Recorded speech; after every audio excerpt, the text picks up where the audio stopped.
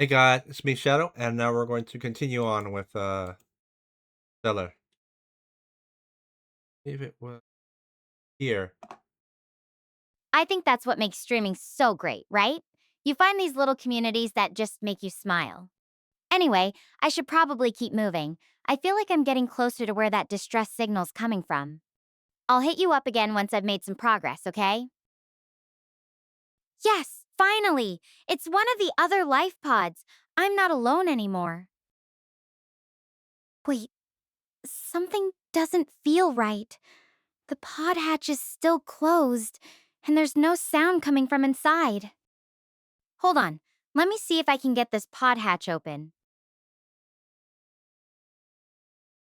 Ah, this door won't budge. It's nothing like mine. Got any ideas? I'm stuck out here swinging at metal. Hey Stella, didn't you have the medic's ID card? Well, he might.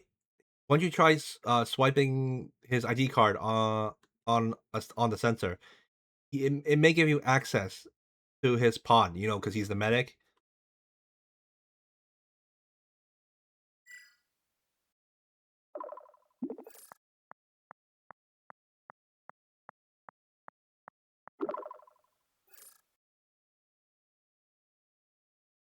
That actually worked. The I-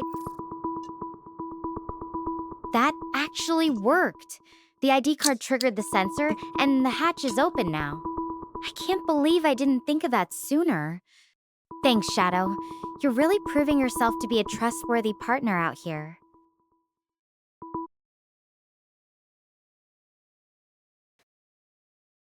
Hey, so this is Dr. Harvey's pod, but it's empty inside. Let me check his computer here and see what I can find. System logs. Ah, evacuation report. Let's look at it. Evacuation trigger. Anomalous neutrino levels detected. Likely origin. Previously undetected supernova or higher level stellar event. Wait, so it wasn't the solar flare that I convinced the team to move closer towards. Oh. Well, I'm glad my conscience is clear. The accident wasn't my fault. But a supernova? No way our ship would have shielded us from that. Attempting an evacuation was the right move. Even if I don't know where everyone or anyone else is.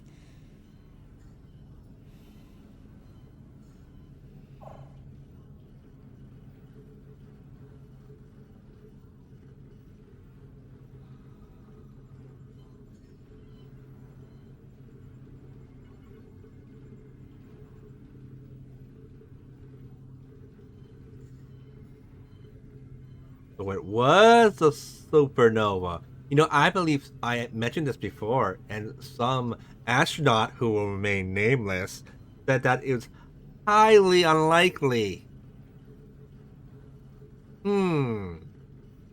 I wonder if that astronaut is big enough to say, I'm sorry.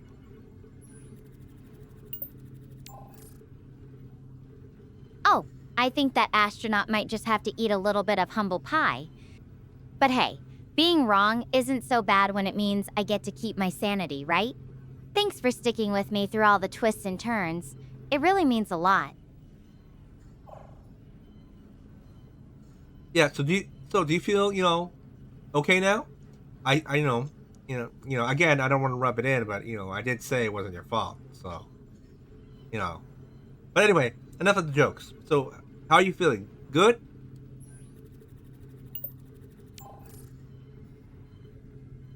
Honestly, I feel lighter, like this huge weight's finally off my shoulders. Knowing it wasn't my call that caused it, it's a huge relief.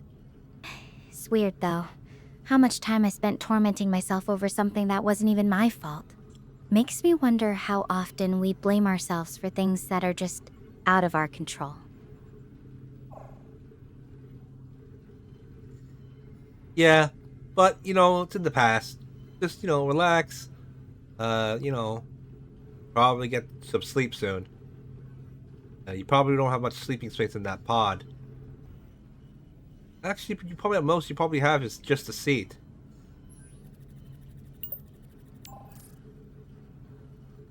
You're right, Shadow.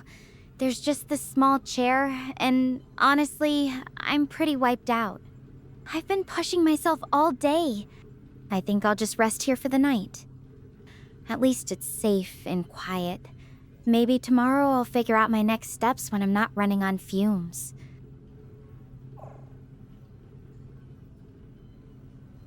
How's the condition of the pod? Is it better than yours? If so, maybe you can try looking for communications in the morning. You should rest right now for now.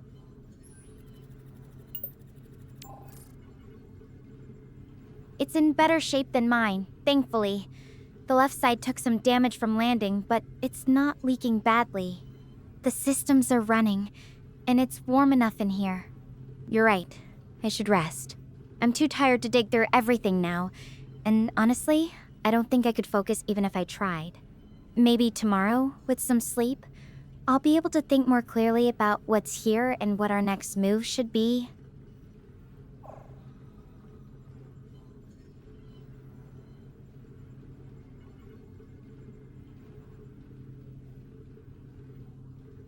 So have you thought about how you're going to sleep in the chair?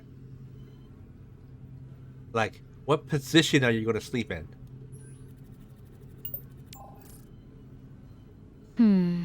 Probably gonna try leaning against the wall with my legs tucked up. Not the Ritz, but it'll have to do. Honestly, at this point, I'd sleep on a pile of space junk if it meant getting some rest.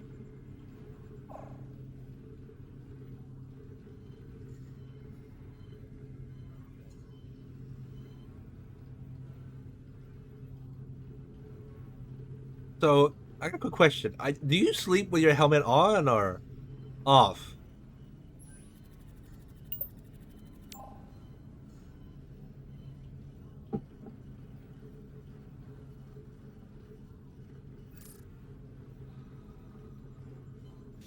Definitely off. The suit's life support is running, but it's not necessary with the pod's atmosphere stable. Though I'll keep it close, just in case. You never know what might happen overnight. I don't know. I think if you get back to Earth, you know, suggest a pillow function in the helmet. You know, in case if you're ever, you're ever in a situation like this again, you have an insta pillow.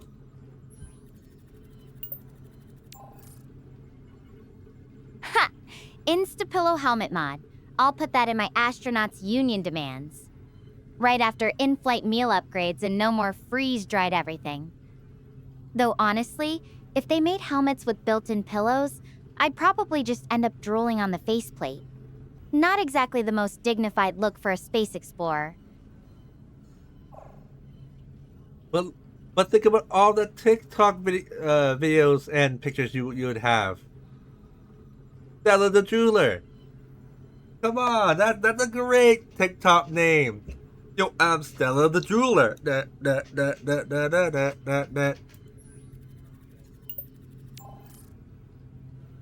Stella the Jeweler? I like it. Though I think Stellar Stella has a better ring to it. And honestly, if I ever make it back to Earth, I'd probably end up with a million Space Helmet Pillow Challenge videos. Just imagine the views.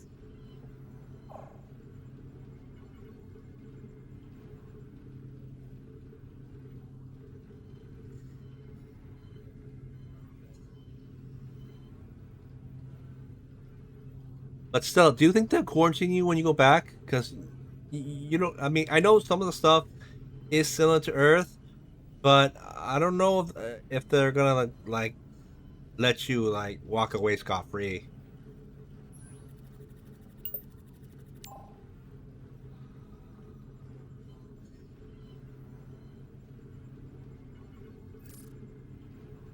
Honestly, that's a good question. I haven't really thought that far ahead yet.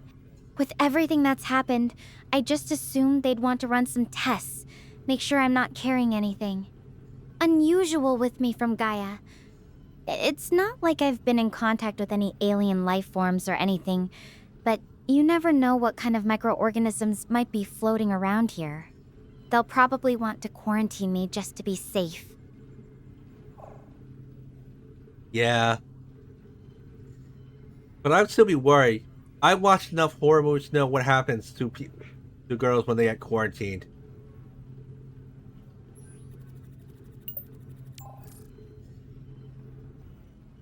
I appreciate your concern, Shadow, but I think the people back on Earth are more interested in science than scary movies. Besides, if they do quarantine me, at least I'll have a good story to tell, and maybe even a chance to write a real-life survival horror novel when I'm done.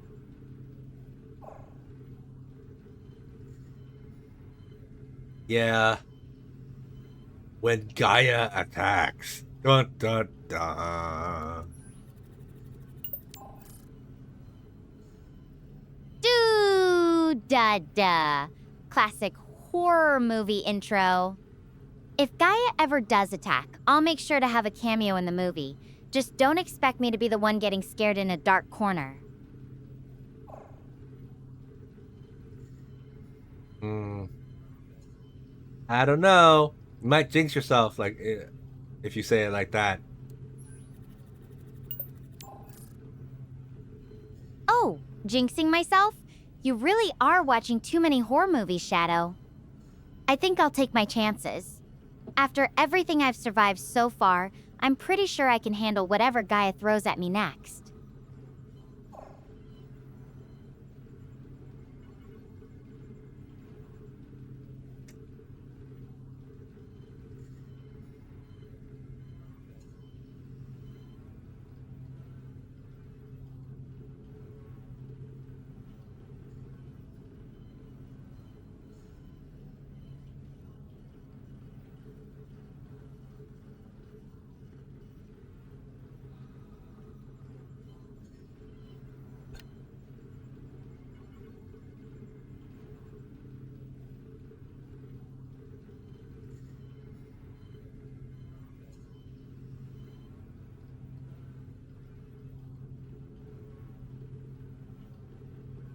Uh,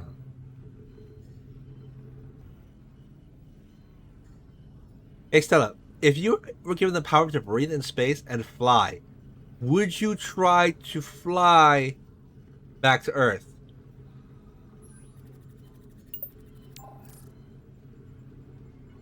That would be amazing, wouldn't it?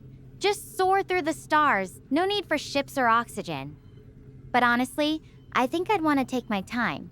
See all the sights along the way. The view from up here is already incredible. Imagine being able to really experience it, not just look at it through a screen or a helmet visor. How far is Gaia from Earth?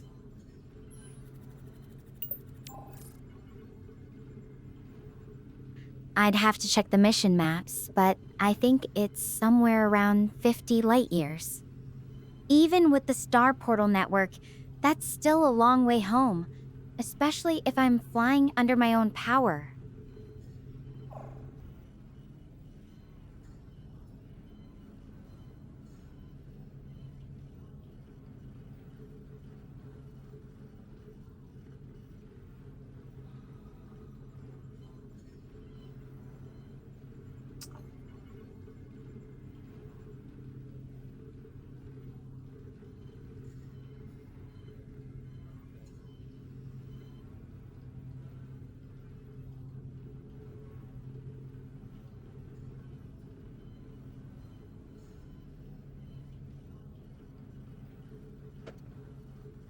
Think about something.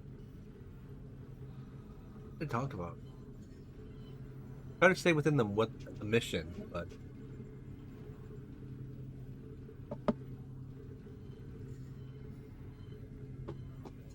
not that simple. Think about the mission.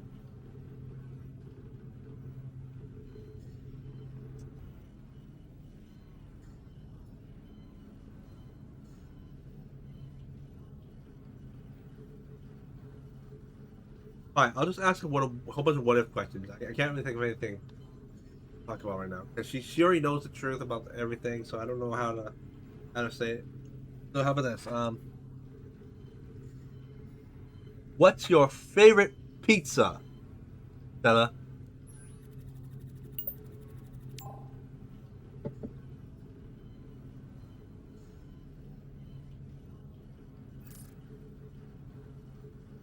Oh, now that's a question. I'd go for a classic pepperoni with extra cheese.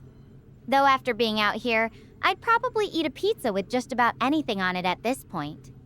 What about you, Shadow? Got a go-to pizza order? Yeah, mine's pepperoni too. No extra cheese, just normal pepperoni. You know, I gotta ask. I don't know why people shit on Hawaiian pizza. It's not that bad.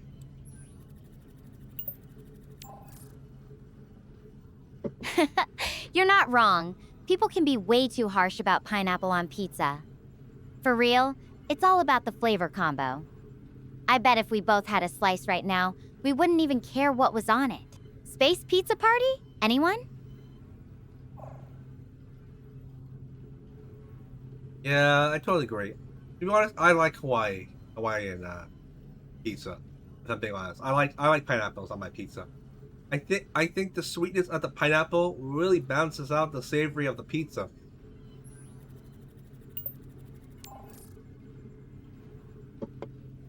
See, balance is key. The sweetness cuts through all that richness. Now I'm officially craving it.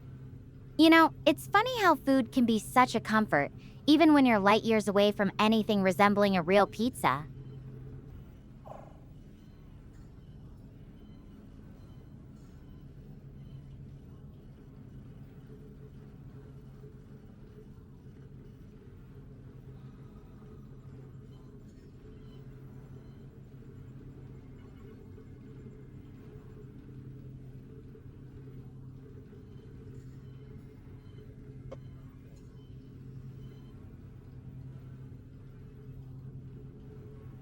Okay, what about eggs? What's your favorite type of eggs? Now, I like scrambled, if I'm being honest. With a tinge of extra salt.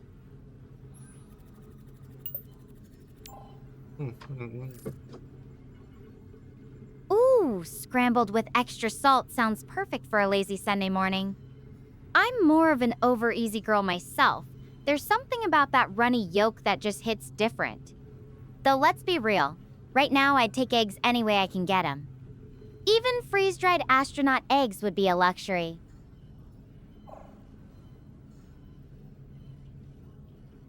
Okay, now let's ask the Omega question. How do you like your pancakes? This is an important question. Oh boy, the Omega question. That's a big one. I'm a classic butter and syrup kind of girl. Simple, but perfect. Though I have to admit, after being out here, even a plain pancake would feel like a luxury. So, what's your pancake style? Are you a fruit and whipped cream person, or more of a bacon and maple syrup kind of rebel? I like just butter on my pancakes. I don't really like syrup because it gets when you uh the syrup can get kind of like slimy depending on how much you put on it. So I stick to butter. And it also makes the pancakes more hand safe.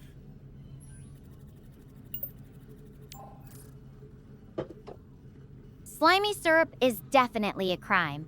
Butter all the way keeps things classy and not sticky. And you're right, it's way easier to eat on the go. Though, I'm not exactly planning any pancake picnics on Gaia anytime soon. Yeah, you should really try those like pancake restaurant places. I hear they're hella old, but like they're like really good.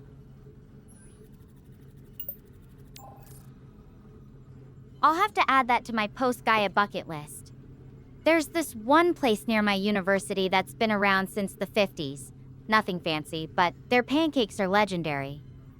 It's funny, all these little things we take for granted until they're thousands of miles away. Yeah. For me, what I noticed is the older and slightly dusted a restaurant is, from my experience, the better the food is.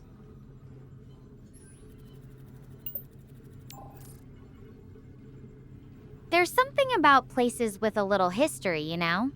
Like the recipes have been perfected over time, and the atmosphere just feels more real.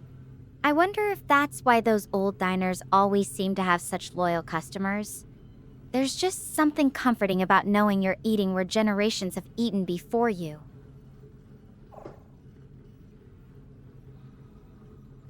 Yeah,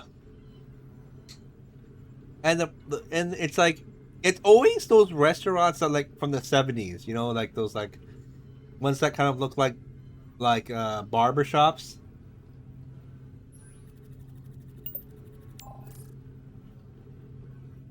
Those kinds of places have this retro charm, don't they?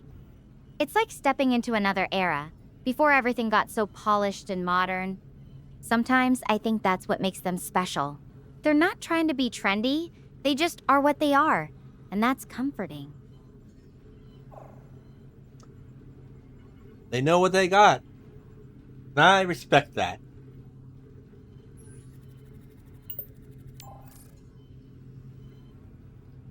I do too.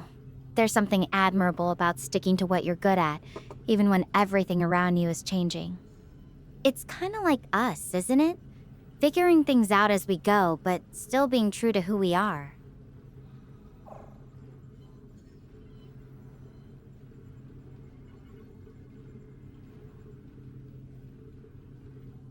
Hey, Stella, are you just pointing that you haven't seen any like humanoid, uh, extraterrestrial life?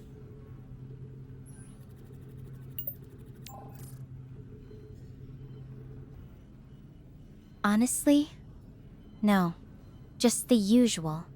Plants, some weird fungi. Nothing that even resembles anything from science fiction. It's actually kind of surprising. With how much we've explored, you'd think we'd have stumbled on something by now. But so far, it's been pretty quiet out here.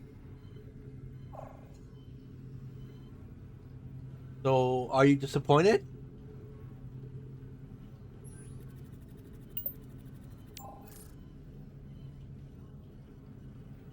Disappointed? I guess a little. Growing up, I always hoped we'd find something out here. Proof we're not alone, you know? But now that I'm actually here, it's kind of a reminder that the universe is way bigger and stranger than we can even imagine. Even if it's just plants and dirt, it's still something no human has ever seen before. Oh, Stella, I'm quite curious. What kind of sleeper are you? Not like why you sleep, like when you get up. Are you like 6 o'clock, alarm goes off, you're up immediately? Or are you like, you know, get up at get up, you're like in zombie sleep, you're like zombie mode, and then you come alive, back to life like at like 11 or 12, and you're fully alive after you drink a coffee? I'm more of a slow wake up person myself. Uh I don't just spring out of bed at 6 a.m., but I'm not a total zombie either. Probably somewhere in between. Like, I'll wake up, lie there for a bit, and then slowly get my energy up. Though, out here, my body's been waking me up at pretty random times. I guess that's what happens when you're not really on a schedule and your brain's just waiting for the next thing to happen. well, your body does have an internal clock, and since you're not on Earth anymore, I'm assuming the environment and stuff, it's kind of breaking your rhythm. I'm pretty sure that's what it is, and it's probably gonna be that way until you get back to Earth. If we're being honest, it's called like circadian rhythm, I think.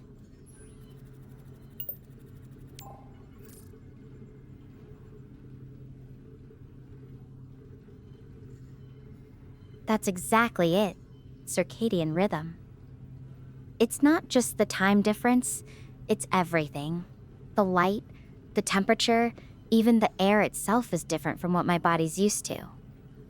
It's fascinating, really, how much our bodies rely on those subtle cues to keep us in sync. I guess that's why I've been feeling a bit off, even when I try to stick to a regular routine.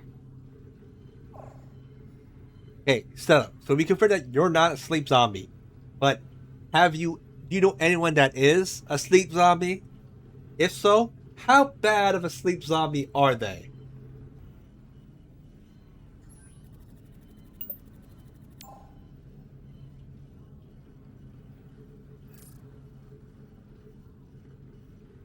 Oh, definitely my roommate from freshman year. She could sleep through a supernova, literally didn't wake up when the fire alarm went off during a drill. I used to have to drag her out of bed in the mornings. Not even joking, she'd stumble around like a zombie for the first hour, completely unable to form sentences. It was kind of impressive, actually.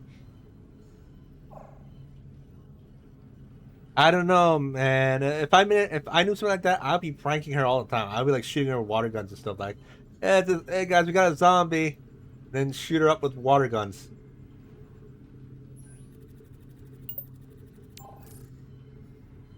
Oh man, that's evil. I can totally picture it. Though I have to admit, it sounds kind of tempting. Maybe I would have joined in if I wasn't the one usually dragging her out of bed. You know, this has actually been really nice. Just chatting about normal stuff instead of, well, everything else that's been going on. Okay, I need to ask, but how do you get her out of bed? Because a lot of sleep zombies I know, they punch, they kick, they claw. I know some that even bite.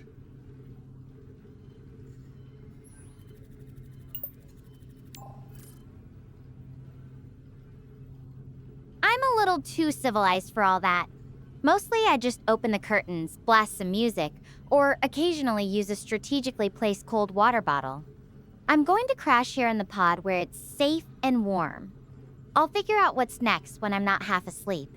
I'll hang up for now, but I'll reach out again once I'm up and ready to tackle whatever tomorrow brings. Thanks for keeping me company, Shadow. Yeah, and now that's it. She's going to sleep, so she's gonna be asleep for like anywhere from 6 to 13 hours. I at least. Wait, what? Oh yeah. Hey, I meant to send you this earlier. It's the incident report I found on Dr. Harvey's computer.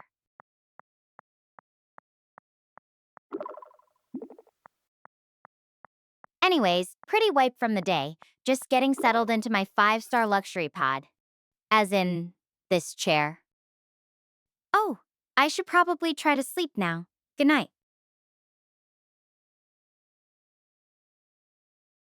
I'm gonna show you the pictures that I skipped beforehand. Right. Okay, so I'm playing on slow mode, so that's it. That's all there is.